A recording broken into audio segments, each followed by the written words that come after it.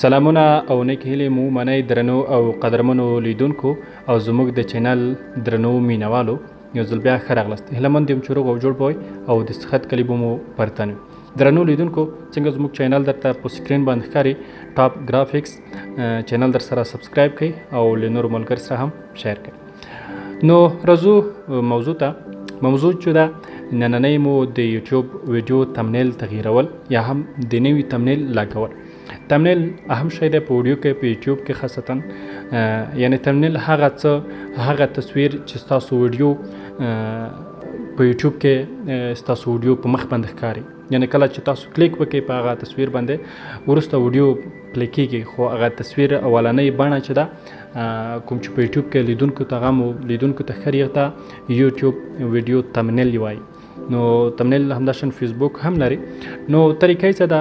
اوس دغه د ویډیوګانې ما تمنیل ورته جوړ کړی دی، خو یو ویډیو چې ده دلته نو د عکس یا تمنیل چې دی آی جوړ شوی دی دغه ویډیو او مزیدار نه دی، داسې خاص خوندور نه معلومیږي.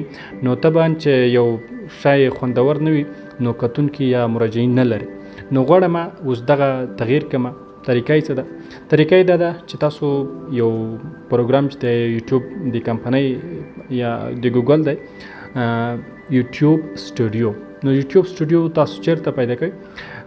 د باندې راځو یوټیوب نه ګوګل پلی سټور ته ځو. دغه پروګرام چې تاسو ته په سکرین باندې ښکاري یوټیوب سټوډیو YT سټوډیو، تاسو به راشئ ګوګل پلی سټور ته، دلته ولیکئ YT سټوډیو یا یوټیوب سټوډیو. صرف وای چې ولیکئ هم تاسو ته لاندې اپشن درکوي یوټیوب سټوډیو یا YT سټوډیو، دا به کلیک کړئ او دلته تاسو کې سکرین باندې راځي دغه ځای به اوپن کړئ. چې کله انسټال شو نو دلته چې تاسو راغلی دلته هم ستاسو چینل اتومات ډول خلاصیږي. نو دلته به تاسو لومړی وګورئ که ویډیو پیدا نه شوه لاندې کنټینټ باندې کلیک وکړئ. دلته مو چې کله کلیک وکړ که دلته هم بیا تاسو ویډیو دلته نه راتله نو دلته د بره کوم بل اپشن چې دی ویو ال په دغه باندې کلیک وکړئ او له دغه ځایه تاسو خپله ویډیو پیدا کړئ او ویډیو باندې مستقیما کلیک وکړئ. کله مو چې کلیک وکړ دلته د بره سار باندې چې تاسو ګورئ د پنسل نشان دی دغه باندې به کلیک وکړئ. کله چې بیا هم دلته کلیک وکړه نو له دې ځای تاسو د ټایټل د ویډیو ټایټل عنوان او لاندې ډسکرپشن د ټول تغییرولی شي. خو تمنیل چې کلیک کوئ دغه پنسل باندې به دوباره کلیک وکړئ او لاندې چینج باندې به بیا کلیک وکړئ.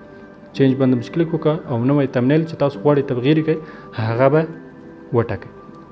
نو څنګه مو وټاکو بره سر کې ښي طرف ته ډن باندې کلیک کو او بیا هم په سیف باندې. کله مو چې سیف بټن باندې کلیک وکړو نو زموږ کار بشپړیږي او ویډیو تمنیل تغییر شو. نو دغه طریقه هیله ده چې ویډیو مو خوښه شوې وي او ستاسو د استفادې وړ ګرځېدلې. نو تر راتلونکي مې په لوی او مهربان خدای سپارم. د خدای په امان ښه وخت او ښې شېبې ولرئ.